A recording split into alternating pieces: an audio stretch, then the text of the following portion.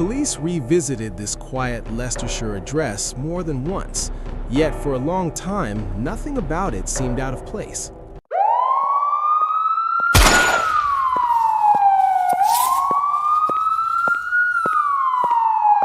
The street itself reflected a familiar picture of everyday life in the English Midlands. Semi-detached houses lined the road, each with a small driveway and carefully maintained gardens. Cars left early in the morning for work, returned in the evening, and the routine repeated with comforting regularity. Nearby, local shops opened on schedule, school children passed through in groups, and neighbors exchanged brief greetings without much thought. It was the kind of area where routine blended seamlessly into the background of daily life. The property that later drew official attention did not stand out. From the outside, it looked no different from the others around it. Curtains were drawn and opened at ordinary hours, refuse bins were placed out on collection day, deliveries arrived occasionally, as they did for most households. Anyone passing by would have seen nothing that suggested concern. The rhythm of life on the street appeared steady and predictable. Inside the neighborhood, daily routines continued uninterrupted. Residents left for work, returned home, and settled into their evenings with television, meals, and quiet conversation. Weekends brought short shopping trips and visits from friends or relatives. The environment was calm, familiar, and largely uneventful. It was precisely this sense of normalcy that made later discoveries difficult to anticipate. Yet, as with many investigations, the story did not begin with dramatic events. It began with small observations, noted quietly and without urgency. Authorities reviewing unrelated information encountered references that pointed back to Leicestershire. At first, these references were vague, offering no clear reason for concern. Records appeared routine, and names surfaced without context. Still, officials noted them as part of a standard process of verification and review. In the background, law enforcement agencies were carrying out their everyday work, monitoring patterns, reviewing data, and responding to intelligence from multiple sources. Most of this work never reached public attention. It involved careful reading of records, cross-checking information, and ensuring that nothing obvious was overlooked. In this case, the initial material did not suggest immediate action, only the possibility that further observation might be useful. Life on the street remained unchanged. Cars continued to come and go, and neighbors remained largely unaware of any interest from authorities. There were no visible signs of investigation, no unusual police presence, no disruption to daily routines. If questions existed, they existed quietly, confined to offices where analysts reviewed information rather than to the street itself. Over time, officials began to notice that certain details did not align perfectly. Timelines associated with travel and communication appeared slightly inconsistent. Records showed movements that, while not unlawful on their own, raised questions when viewed collectively. Authorities did not interpret these inconsistencies as proof of wrongdoing. Instead, they treated them as points requiring clarification. Why did certain records overlap in unexpected ways? Why did some entries repeat with unusual regularity? These questions did not yet form a narrative. They remained fragments, scattered across databases and reports. Still, investigators are trained to recognize that patterns often reveal themselves gradually. A single detail may mean little, but repeated irregularities can suggest the need for closer examination. At this stage, the approach remained cautious, measured, and entirely procedural. Meanwhile, the individuals later identified as central to the case continued their lives without outward disruption. They lived, worked, and moved through their communities much like anyone else. No accusations had been made, no conclusions had been drawn. Authorities were careful to separate observation from assumption, ensuring that every step remained grounded in verifiable information rather than inference. The broader community experienced nothing unusual. Local businesses continued trading, and social life followed familiar patterns. From the outside, the setting reflected stability and routine. This contrast between ordinary surroundings and quiet administrative scrutiny would later become a defining feature of the case. It illustrated how investigations of complex networks often unfold not through visible events, but through patience and detailed review. As weeks passed, analysts began to align separate strands of information. When placed side by side, certain records appeared connected in ways not initially obvious. Authorities noted repeated associations between specific names and locations, including Leicestershire. Again, these links were not presented as allegations. They were simply recorded facts, waiting to be understood within a wider context. One question persisted. Were these overlaps coincidental, or did they suggest something more organized? Investigators did not rush to answer. Instead, they continued documenting, verifying, and cross-checking. Each step was designed to ensure accuracy and fairness, recognizing the serious implications of drawing conclusions without sufficient evidence. During this period, the property itself remained unremarkable. Neighbors noticed nothing unusual. There were no reports of disturbance or concern. The house blended into its surroundings, reinforcing the sense that if anything significant was occurring, it was not visible at street level. This invisibility underscored the importance of administrative and intelligence-led work, rather than reliance on surface impressions. Eventually, a minor but concerning detail emerged during routine review. Records indicated activity linked to the Leicestershire address that appeared repeatedly across separate datasets. The detail was small, easily overlooked in isolation, but notable because of its consistency. Authorities did not treat it as definitive. Instead, it served as a prompt for further examination. That single discovery marked a subtle shift. What had previously been background observation now warranted more structured attention. Officials recognized that the calm normalcy of the setting did not preclude the possibility of organized activity operating quietly within it. Still, the approach remained careful and restrained, guided by evidence rather than assumption. As the streets settled into another ordinary evening, with lights switching on behind drawn curtains and traffic easing along nearby roads, the investigation entered a new phase. Nothing outward had changed. Life continued as usual. But within official records, a pattern had begun to shape, suggesting that the routine surface of everyday life might be concealing connections yet to be fully understood. Suggesting that the routine surface of everyday life might be concealing connections yet to be fully understood. As that possibility took shape, authorities moved carefully, aware that early assumptions can distort later findings. The next phase did not involve visible action or public intervention. Instead, it unfolded through paperwork, timelines, and the patient comparison of records. Analysts revisited the information already collected, this time looking not at individual entries, but at how they related to one another over time. One of the first areas reviewed was movement. Records indicated travel that appeared regular, but did not always follow expected patterns.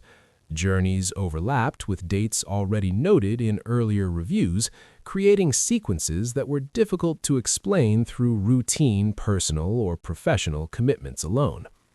None of this suggested illegality by itself. People travel frequently for many reasons. Still, when investigators placed these movements alongside other datasets, questions naturally arose.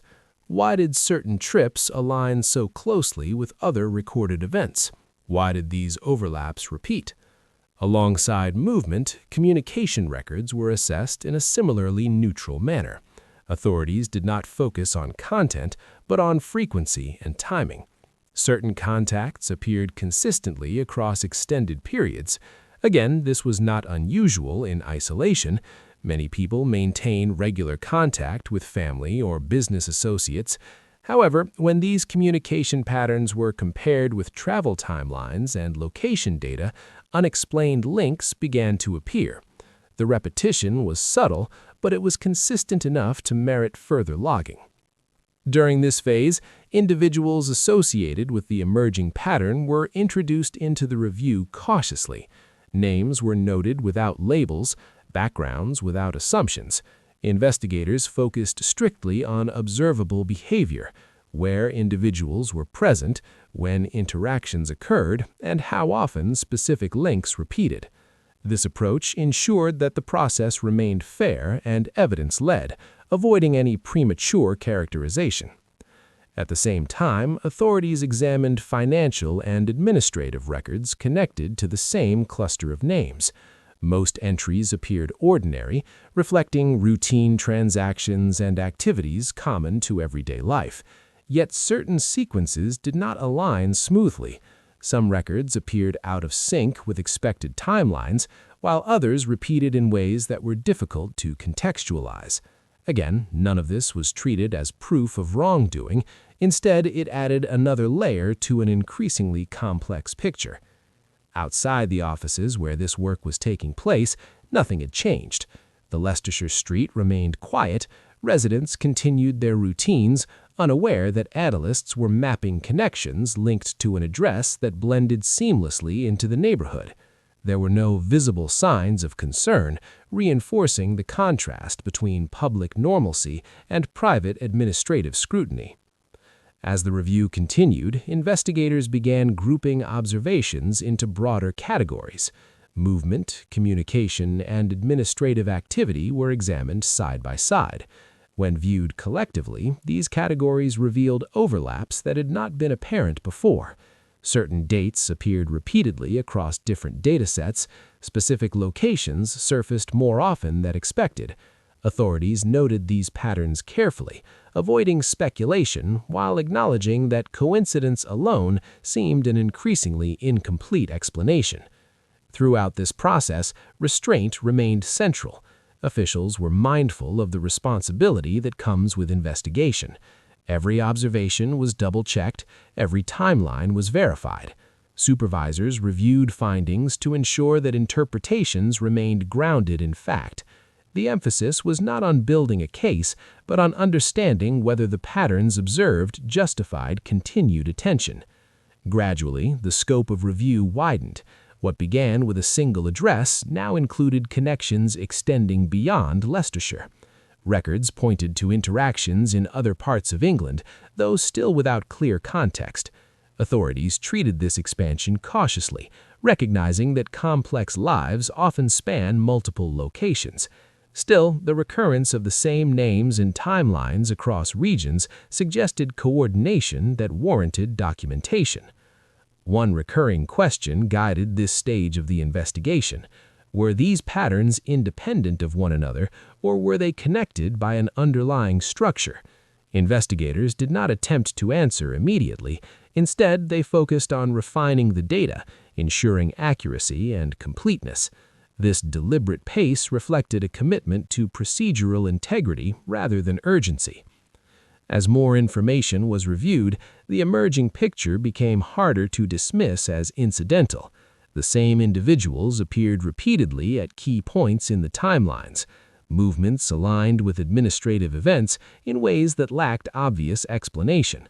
Authorities remained careful in their language, describing findings as unexplained rather than suspicious, and framing every observation as part of an ongoing review rather than a conclusion.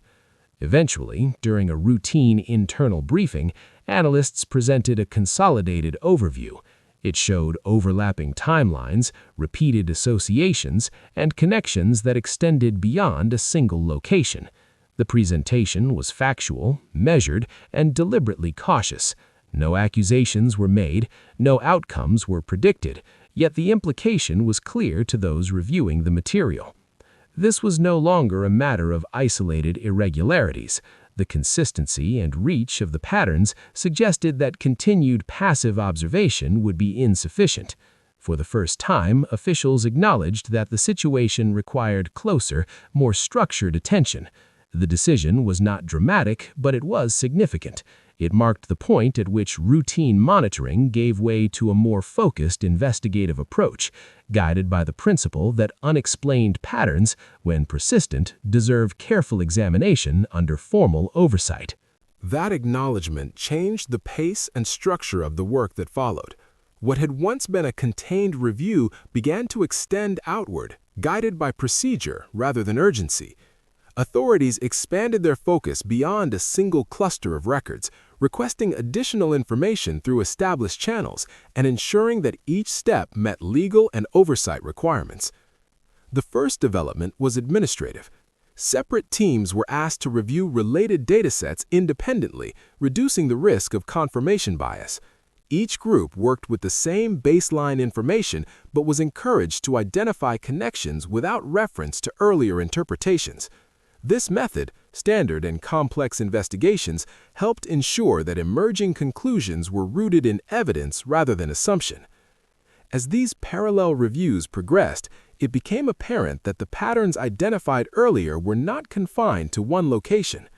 Records indicated activity linked to multiple parts of England, including areas with established transport links and commercial infrastructure. None of these locations stood out on their own. Each appeared ordinary, integrated into everyday regional life, yet when viewed collectively, they formed a loose network of recurring points that warranted careful attention. To understand this broader picture, authorities relied on intelligence summaries rather than operational detail. These summaries focused on what had been observed, not how it was obtained. They outlined timelines, associations, and frequency, using neutral language designed to inform decision-making without overreach. The goal was clarity, not accusation. Legal advisors were consulted at this stage to ensure that the expanding scope remained proportionate. They reviewed the basis for continued information gathering and confirmed that the thresholds required for further steps had been met. This consultation did not signal wrongdoing, it reflected adherence to process. In cases that span regions and involve multiple individuals, legal guidance acts as a safeguard for both investigators and the public. As more information was consolidated, analysts noted that certain names appeared across different regional datasets. These appearances were not constant, but they were consistent enough to suggest coordination rather than coincidence. Authorities documented these overlaps carefully, resisting the temptation to draw conclusions before the picture was complete. Communication between agencies increased, though it remained formal and measured. Information was shared through established frameworks designed to protect accuracy and accountability. Each contribution was logged, reviewed, and contextualized. This cooperative approach allowed a more comprehensive understanding of the situation without relying on speculation. At the same time, investigators examined how legitimate structures might intersect with the emerging network. Businesses, transport routes, and rental arrangements were reviewed at a high level, focusing on registration details and timelines rather than function. Most appeared compliant with regulations. A small number, however, raised questions due to inconsistencies in documentation or changes in usage that did not align clearly with stated purposes. Throughout this period, authorities remained conscious of the impact that investigations can have beyond their immediate scope. Care was taken to avoid unnecessary disruption. No public statements were made. No visible actions were taken in the communities connected to the review. The emphasis remained on understanding, not intervention. As weeks passed, the accumulated information began to suggest that the situation was more organized than initially understood. The recurring links across locations implied a structure that extended beyond individual decision-making. Analysts described it not as a hierarchy, but as a network, flexible, adaptive, and difficult to define through a single lens. This assessment prompted another administrative step. Senior oversight bodies were briefed, not to escalate action, but to ensure transparency. These briefings outlined what was known, what remained unclear, and what questions guided the next phase. The language remained cautious, underscoring that the work was ongoing and conclusions had not been reached. One aspect that drew particular attention was scale. Estimates based on aggregated records suggested that the activities under review, if connected, extended further than previously assumed. This did not translate to immediate action, but it did alter how authorities framed the investigation. What had begun as a local concern was now understood as potentially national in reach. To manage this shift, responsibilities were reassigned. Additional analysts joined the review, each focusing on a specific region or data set. Their findings were reported back through a central coordination point, ensuring consistency and preventing duplication. This structure allowed the investigation to grow without losing coherence. Despite the widening scope, restraint remained evident. Investigators avoided language that implied certainty. They documented what records showed, where gaps existed, and which questions remained unanswered. This discipline preserved the integrity of the process and ensured that future decisions would be defensible. The significant shift came during a routine consolidation meeting. When the latest regional summaries were placed side by side, a previously unseen alignment emerged. Timelines that appeared unrelated now intersected with clarity. Locations once considered peripheral became central when viewed in sequence. For the first time, authorities recognized that the investigation was no longer about understanding isolated patterns, but about tracing the contours of a connected system that operated across boundaries. That realization quietly redirected the investigation's direction, setting the stage for a more intensive phase of scrutiny under heightened coordination. That recognition of a connected system marked the transition from broad observation to coordinated investigative oversight. With the emerging network spanning multiple regions, law enforcement agencies shifted into a more structured approach, guided entirely by established procedures and legal safeguards. No visible action disturbed the public. The work was carried out quietly, meticulously, and within the framework of UK law. Coordination became the central focus. Teams from local police forces, the National Crime Agency, and administrative units began meeting regularly to align findings and ensure that every step was compliant with procedural requirements. Each contribution, whether a timeline, a record of movement, or a summary of associated names, was verified independently before being integrated into the broader assessment. This dual-layer review acted as both a safeguard and a quality check, reinforcing the impartiality of the process. Legal oversight was integrated at every stage. Counsel and compliance officers reviewed the basis for each investigative step, ensuring that actions such as data requests or surveillance approvals met thresholds established by law. The purpose of this oversight was not punitive, it was preventive, ensuring that the collection and interpretation of information adhered to the principles of fairness, proportionality, and civil liberty protection. Documentation of every decision and justification became a central part of the workflow. Pressure within the investigative teams increased, not in the sense of urgency or dramatic intensity, but as a cumulative need for accuracy and comprehensiveness. Analysts were tasked with reconciling overlapping records, reviewing discrepancies, and ensuring consistency across datasets from multiple regions. Meetings focused on comparing sequences of movement, patterns of communication, and administrative anomalies. Every observation was cross-referenced and corroborated, leaving no room for assumption. Amid this procedural diligence, authorities remained cautious in their internal language. Findings were described as observed patterns or unexplained alignments, deliberately avoiding speculation. No individual was assigned blame. The emphasis remained on understanding the network's contours, not on attributing intent. This neutral tone reinforced the investigation's commitment to evidence-based work. Parallel to administrative coordination, analysts continued to compile historical data. Records spanning several years were reviewed to identify trends, repeated associations, and unusual alignments. By integrating historical context, investigators could determine whether certain patterns were episodic or part of a longer-term system. Each entry was annotated carefully, noting sources, timestamps, and any points of uncertainty. This methodical approach ensured that subsequent legal action would be fully supported by verifiable evidence. The growing scope and density of the information prompted further internal scrutiny. Supervisory officers initiated periodic audits of the analytical process. They examined the methods used to link data, verified that no assumptions had been inadvertently introduced, and confirmed that legal thresholds were observed at every stage. These audits, though intensive, were standard practice in investigations of this scale, reflecting the importance of procedural integrity over speed.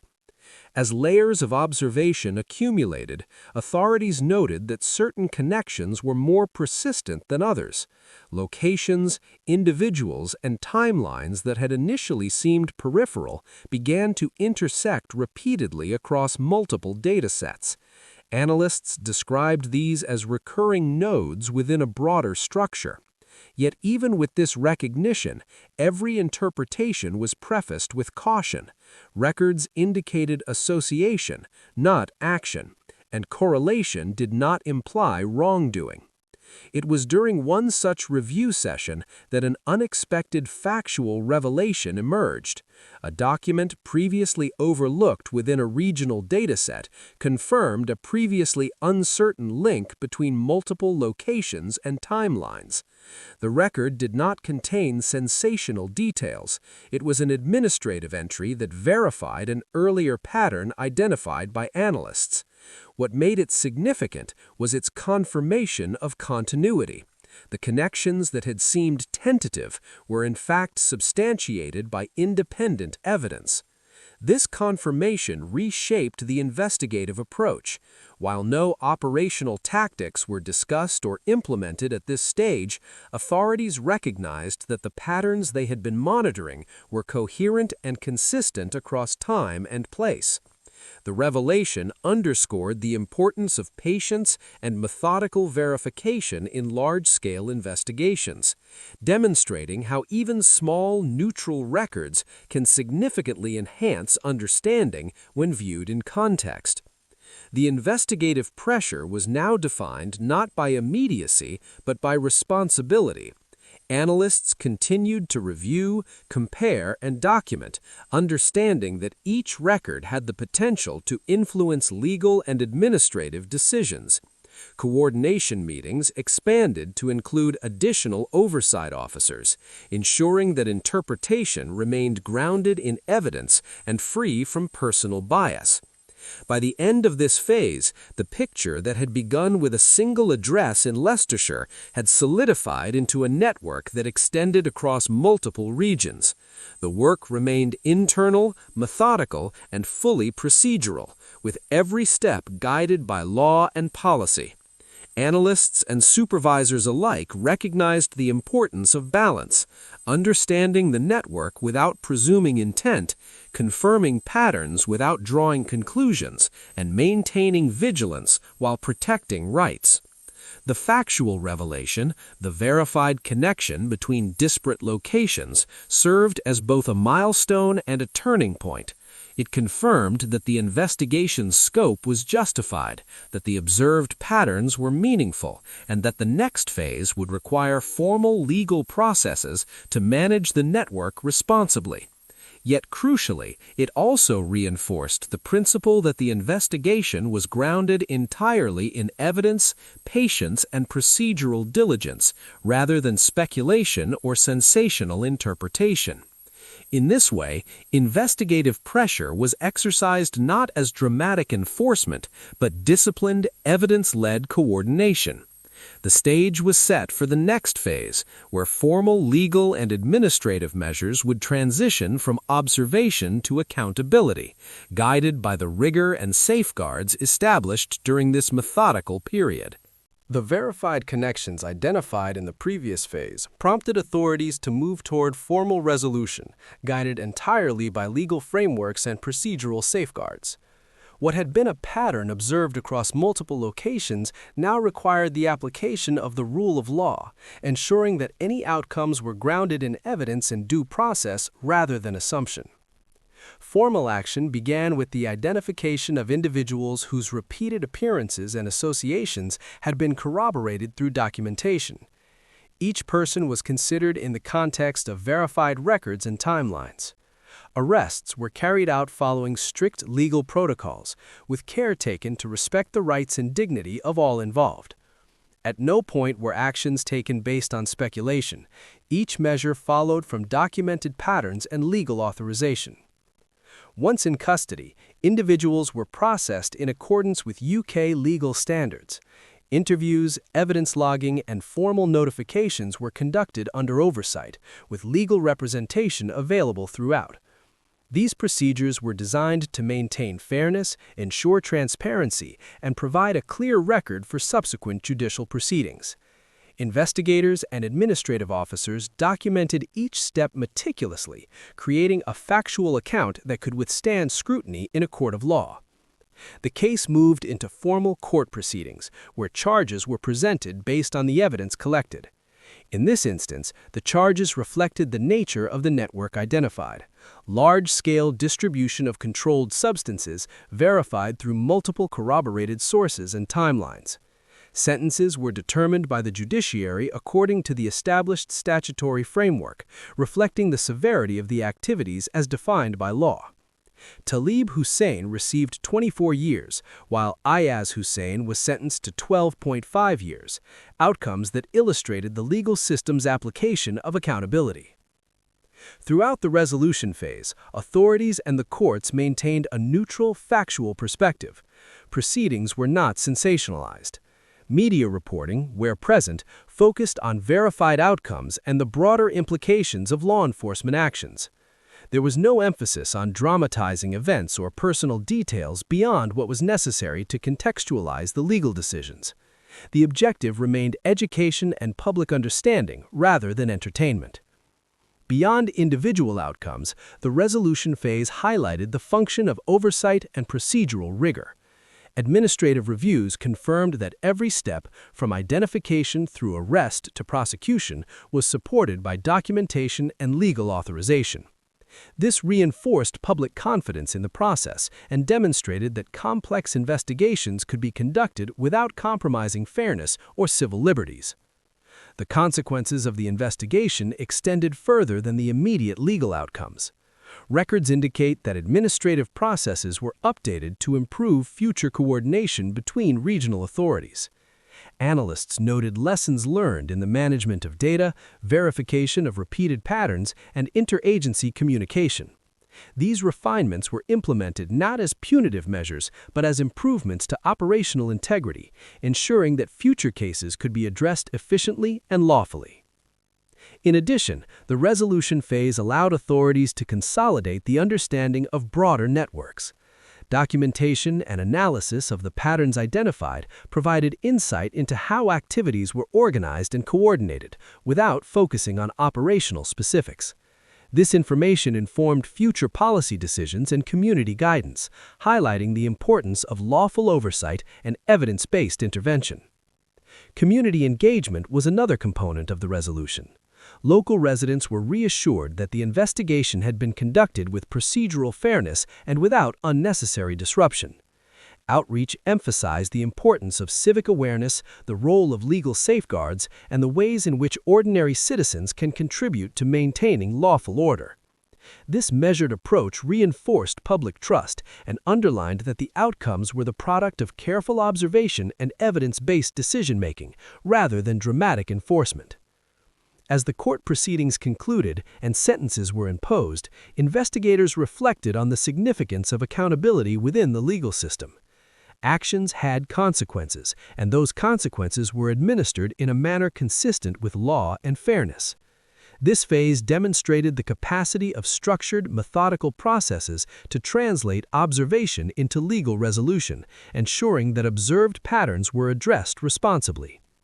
Yet even with formal outcomes achieved, the investigation left open questions about wider societal patterns, structural vulnerabilities, and long-term prevention.